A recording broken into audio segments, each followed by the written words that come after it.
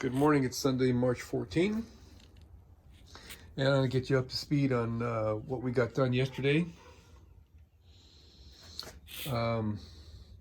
These are our drawer sides, and we have them all rabbited, drilled, and countersunk. These are the drawer fronts and backs, and they're roughed out size. Went over this thing here. That was a huge success, that tool. The little woman's been polyurethane, that water-based polyurethane, really great stuff. She's been coating all the wood. This is going to be a bottom. We're using the 3/8, whatever that is in 30 seconds, 11/30 seconds, I think it is, plywood for the bottoms. I was going to use half, but there's considerable price savings in the 3/8, and I think that's going to be fine. Hoping so anyway. We had a very detailed plan of what we're going to need for drawer sizes, but measuring the drawer openings is a lot more difficult than it appears. I'm gonna go inside and show you what I mean. Oh, it's kind of early today on a Sunday. I'm dragging. All right. So, the trick my dad told me for taking inside measurements is to use, he called it the stick method, which was this. And it works great. You put the sticks between the two objects and use the clamp, any kind of clamp, to hold it, and you can get a good feel, and then use a tape measure to measure the dimension. Well, I did that, but you know, due to the natural imperfections of the plywood having some slight warps, it's pretty difficult to get the full size of what you're dealing with here over the range, the whole area of the range. So knowing that, coming over here, these are the first drawers that we're making beyond those. And this is kind of serious because they're quite large. This piece has a warp in it. I don't know if you can see. All right, so there's nothing we can do about that. This thing is built in, it's screwed in from the bottom to the top, you know, whatever. It was the best we could do with the materials we had to work with. The other side here, I think is going to be a little bit easier to work with. I think that piece is straight. But that being said, I made one drawer, the drawer that was the largest dimension out of everything that I measured, thinking to myself, if I make a mistake in my cut, I can still trim it a little bit more and use it for one of the smaller drawers. So I think, yeah, it was a 20.5-inch drawer. I can't remember anywhere, but no, it was a 20 5/8. It was this guy right here, 20 5/8. Came out about a 32nd of an inch bigger than that, all said and done. So I started to fit the drawers in place, and lo and behold, it was coming out a looser fit than I wanted to have. Let's see, I got two of my drawer slides here. Put them back to back or front to front, and you can fit them in the space, right? So I got maybe a 32nd of an inch there on that one, and over here a little bit less.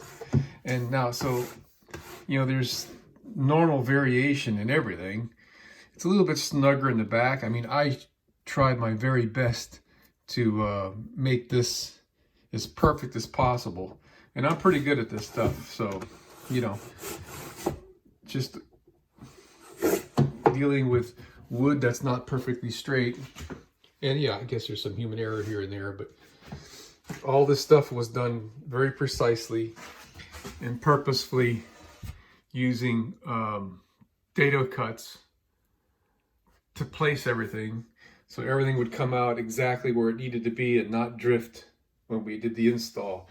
So everything has got a dado cut, and that was purposeful, okay, to get it just as perfect as I can.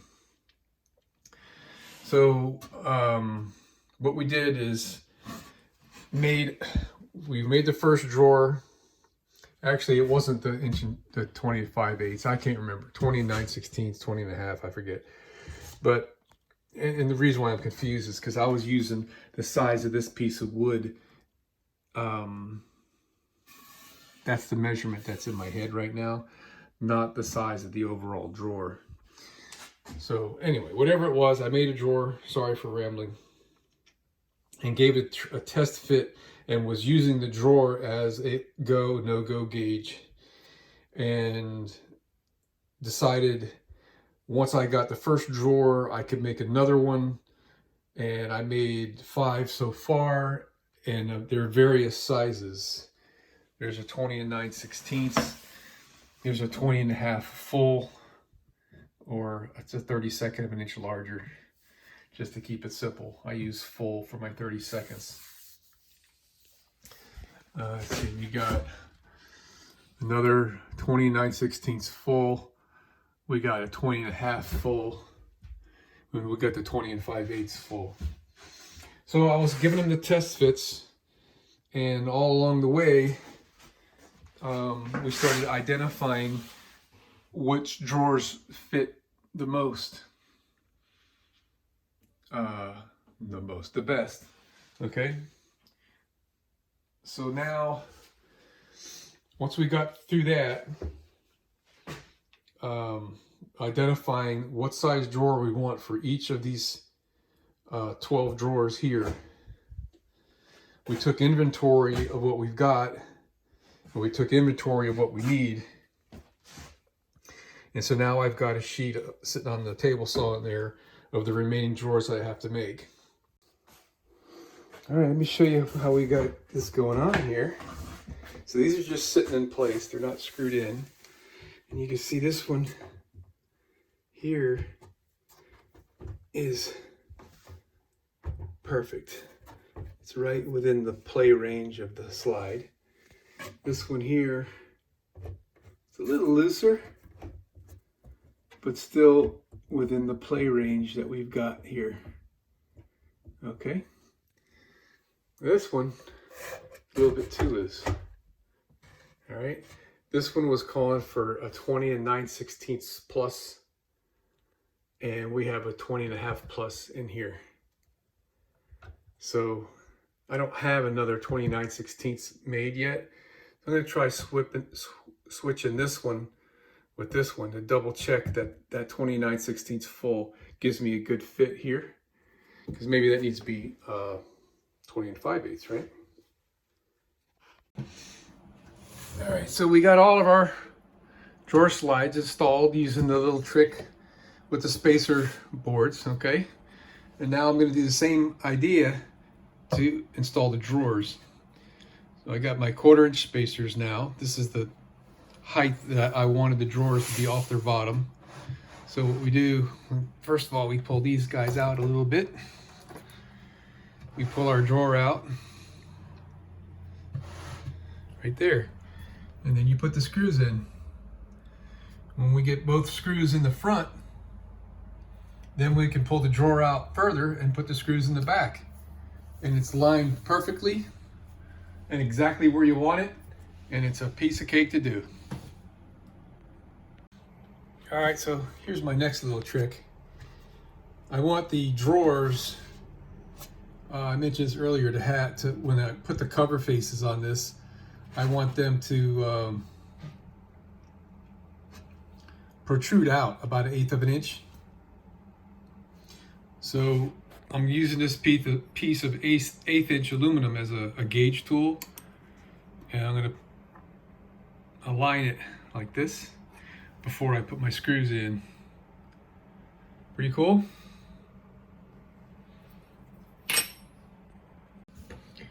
Okay, and now for the back of the drawer, I've unlatched the lock so I can push this back out of the way here. And I just went, where'd it go? There it is right there. I drilled and put the screw in right there, and I got my little 1/4 inch spacer holding everything in place for me. It's that easy. Now the other side is gonna be a little bit of a challenge for me because my refrigerator is already in, and I'm not exactly sure how I'm gonna get that one, but I think what I'm gonna do probably is I'll put the screw in here on the other side. Then I could just slide the whole drawer out and mark that one last, but this will be a little bit precarious, so not a big deal. I can handle it, I'm sure.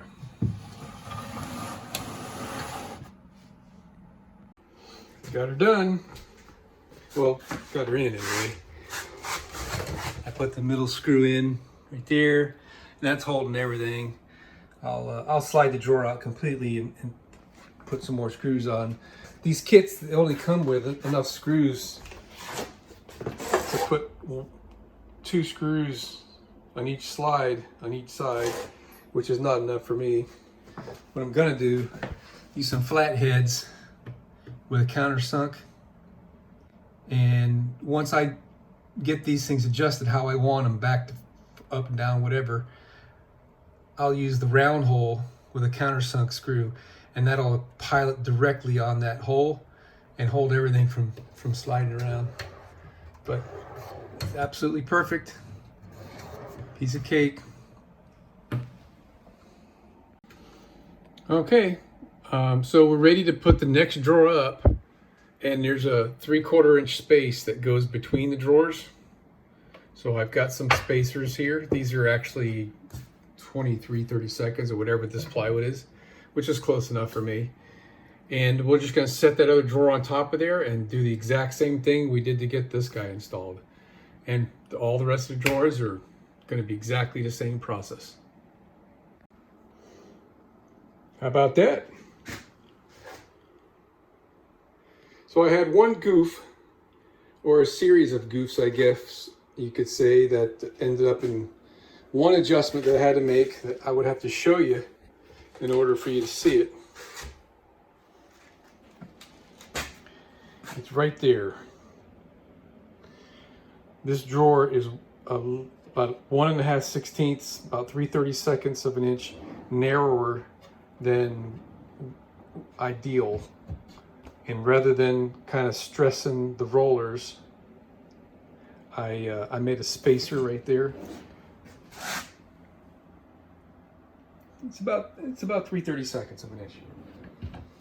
Okay, and it's pretty amazing that like the drawer lines up there, and it pretty much lines up there. So you can't even tell that I had to do that. But so what happened was, when I redid my tally of what I needed and all that, and was retesting the drawers, I updated the quantity of each one, but I didn't update the size on that little piece of paper I had.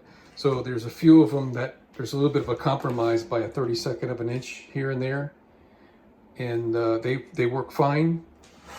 But push come to shove, I ended up with one of them, and hey, you know what? I'm okay with it. It turned out fine. So the last phase of this thing is going to be putting the drawer faces on here, and that could wait, because they're just going to be screwed on just like regular kitchen drawer faces, right? All right, so now we're ready to take all this apart and cut the bottoms to fit, put the groove in here and cut the bottoms to fit, and we can assemble these drawers with glue, because right now they're just screwed together. Well, this is as far as we could get today. One drawer glued and assembled. Glue is drying. came out perfect.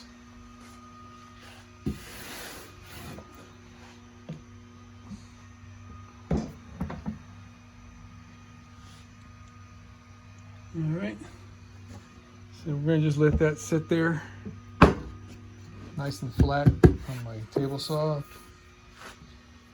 And that's it, man.